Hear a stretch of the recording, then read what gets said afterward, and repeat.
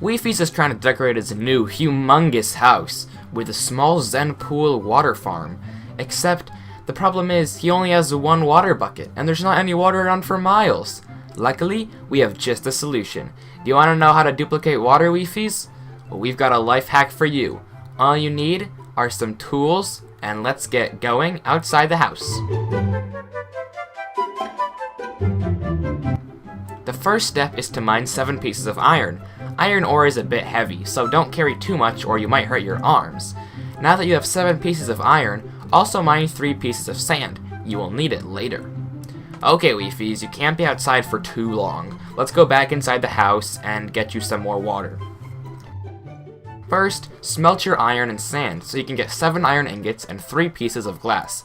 Be sure not to get too close to the furnace or you might be burned. Ouchie! Once you have all your stuff, craft a cauldron with the iron by making a U shape in your crafting table as such. Then, being careful not to cut yourself on the pointy glass, make a smaller U shape to craft 3 bottles. Now, for the magic part of the trick. Place down your water into a 2x2 area. Then, fill up all 3 of the bottles you made. Pour those bottles into the cauldron and grab the newly created source water with your now empty bucket. Finally, put the new water diagonal from the first one and enjoy your new infinite water source. Fill the whole Zen pool around. It looks lovely. Great job, Weefys. Do you want to try out some more life hacks? Let's get right into it. After no life mining for several hours on end, Weefys has become considerably rich. He has more diamonds than ever before, and he has no idea what to do with them at this point. But with great power comes great enemies, and many are attracted to Weefy's vast wealth. Weefy's non-existent friends are always trying to steal his diamonds. What is he supposed to do? Do you want a life hack, Weefys? Because we've got one. Weefys has a lot of redstone machinery, but he isn't very smart, so we're gonna have to show him how to do this one. Dig out an area that's this size, dimensions will be on screen. And maybe, Weefys, you should place some ladders so you can get out easier. Oh, Weefys, you idiot, why'd you break those blocks? Now you have to clean up that mess. Let's start the tutorial. For simplicity's sake, we're going to be controlling Weefys through his body. That way, we can show you guys the tutorial as simple as possible, and Weefys will learn how to do it by hand if he ever needs to. Now, this is the only area we're actually going to be placing blocks on, this little strip. However, it is important to note that I only dug this out to move around, so if you really don't want to dig that big of a hole, I'm sorry if you already did, but I should have put a disclaimer earlier. This is the chest where all your items are going to be stored. This is your secret chest. It's going to be where the items are hidden, and you want to set it up with a slab above it as such. You want to set up your chest so you can then know how to place the rest of the area. So once you have your chest placed down, you're going to want to go 1, 2, 3, 4, and then this strip is where all your redstone is going to be. Just so you know if this destroys your house or something. The resources you're going to need are as follows.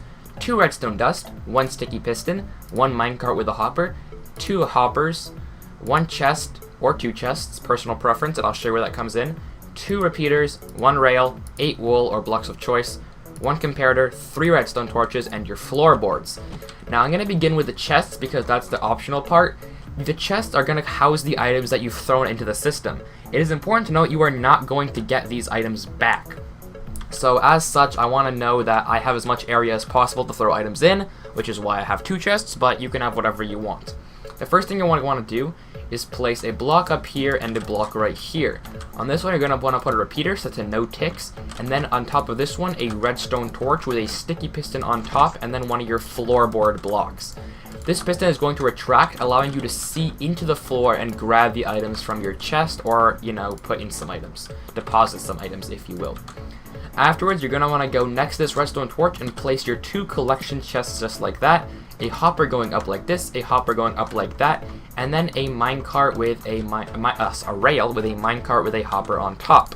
We are now done with all those items, so I'm going to put them away so hoppers are gone. And now we're on to the home stretch. This is all the redstone logistics of the build, and it's not very complicated whatsoever. You're going to want to place a block here with a comparator just like so, and then going out of that is a block with a redstone torch on its butt. Going down 2 more, you want to go to this and place a redstone dot and then a repeater set to 3 ticks, so right click it twice. Afterwards, you're going to go back here and then place blocks here and here, then remove this temporary block, place redstone dust and a redstone torch. This is the entire build all done and dusted. It looks like this. I'll give you guys a little look at it. And that is the entire build. You can see if we were to throw some secret items into this, this will actually have our thing retract, but only for a millisecond, so only we can see what's going in. And then to every other player, it looks like we're just staring out into the AFK-ness. However, we are actually in the chest. The block is already retracted by the time you are done with your exchange. So now you can just fill up the floorboards, and this shouldn't interfere as all the redstone logistics are below the surface level, so if I were to place anything on top, it wouldn't get powered or anything. And that is the entire system. All you need is a way to remember it, so I actually don't remember where it was. Oh, it looks like it was here. So if I just go back and retrace my steps, it should be here, and then it opens up. So it is a bit fast. And there is a way to customize the delay. If you actually go down here, you can change this to 4, and then you'll be ready. And what this does is if I were to throw one right here, I can actually have a bit of time to get ready, and then boom. Okay, well, maybe I'm not that good, but maybe it's Wi-Fi's slow reflexes. Regardless, that is a secret contraption, and that is life hack number 2. Hope that was good. Wi-Fi's, I see you are simply chilling in your lavish new hillside resort. There's only one problem, though. It sticks out like a sore thumb in the mountain. You gotta do something about that. But don't worry, Wi-Fi's. We have a life hack for that. You want a life hack to hide your house? Yes? Perfect. The first step is to dig out a hole in front of your house. It doesn't actually have to be this big, but I would rather just have space to move around, you know? It'd be easier that way. Here's what you'll need. We're gonna be building a redstone torch key as well as this very secret hidden door. The resources you're going to be required are 1 button, 2 comparators, 14 sticky pistons, 7 redstone dust, 2 redstone repeaters, 1 redstone torch, and 1 observer. To connect the torch key to the actual door and the input to the door, we're going to be requiring a few extra pieces of redstone dust, redstone repeaters, and redstone torches. You don't actually need this many, and I also recommend having some wall blocks so you can fill in at the end, as well as have something to build on. I recommend making this all one block as not to waste resources. Let's start the tutorial. Hope this works. To make this easier to follow, and to make sure Wi-Fi's actually remembers what to do, we're going to be building the tutorial again in first person. Let's get started. The first thing you're going to need is to make the door. This door is entirely symmetrical, so I'm only building 1/2 to save your time. The first thing you're going to want to do is go to your wall and place 2 sticky pistons just like so. They should be 1 block away from your entrance, and your entrance should be a 2x2 square of air. Next, place 2 sticky pistons upright like this. So if I were to mirror it, I would place the same thing on the other wall, like so. I'll leave that there, but I won't be doing anything else on this side on camera. Afterwards, place your wall block right here, and then go up to the top of the pistons. You're going to want to place 3 construction blocks on top, just like so, and then a redstone repeater set to 2 ticks on this block. So it's 2 ticks, you're going to want to right click it once, and then place 2 redstone dust just here. Afterwards, you're going to want to place a block and more redstone dust like that, and that is 1/2 of your door. You don't want to mirror that on the other side. Once completed, it should look like this, and this is your actually finished door. You're not going to want to place your button just yet. We're actually going to go to the redstone torch key, how we open this from the outside. You're going to want to find an area that's reasonably close by and is actually hidden. So if I were to place my redstone torch on this block, which is how we'll be building it, you're going to want to make sure that the block below it, you cannot see the block 2 blocks below it. So this block, the one under this dirt, this block right here cannot be visible if you don't want any redstone to show. You're going to want to go underneath the block with your torch. So if I were to just head out, the torch would be right here. So underneath this block, and you're going to want to place a downwards facing sticky piston. Remove your redstone torch as this will cause unwanted complications. Next, place an observer and make sure the air underneath this block is empty, and place an observer facing outwards. So the little dot is going that way. Place a block with some redstone dust on top, and then a sticky piston facing upwards. This is your entire redstone torch key done, but it's not actually long enough to hold the door open. You're going to want to connect this to what is called a pulse extender. You place a repeater just like so, and then place a redstone dust, and then another redstone dust to the side.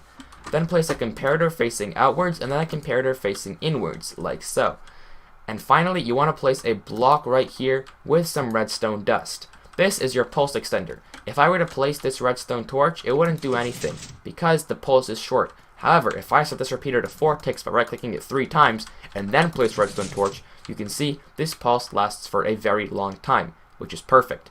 You're going to want to place a redstone torch up here, and then continue a redstone torch tower depending on how tall your actual build is. So I'm going to be going up with scaffolding, but you can go up however you like. Just make sure that the torches are not placed on the walls, so you want to follow this pattern as I demonstrate on screen.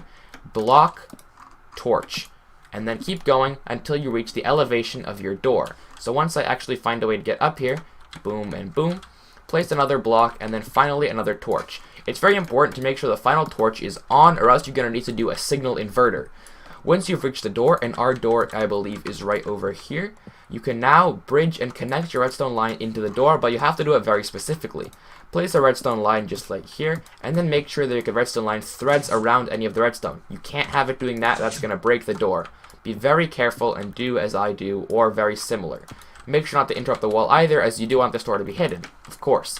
Feel free to place blocks right here, as they're not actually interfered with by the mechanism of the door. Now, be careful to thread your redstone around the current redstone dust, and very slowly make your redstone up so it touches the middle of the circuitry. What this looks like is just like that, and you want it to touch this block right here without touching any of the other redstone. So if I just string this on top, you can see the entire door is now open. Feel free to close anything and light anything up as you please. As you can see, the door now looks completely covered. All I need to do to activate it is place a redstone torch on the block before, and I can then make my way inside the door. Just be sure to go in fast, as it might close behind you. Now, if you actually want to open the door, it's a bit more complicated, but still very simple. Go underneath your base and connect yourself to the pulse extender that you made. I'm going to be digging a little bit, so I'll just cut to the part where I actually find what I need to find. Here we go, here's the pulse extender. That was pretty fast. So now we've got to place the redstone dust and string it along just like so. It's very simple, and you're going to want to place it so that there's a floor block right above a redstone dust.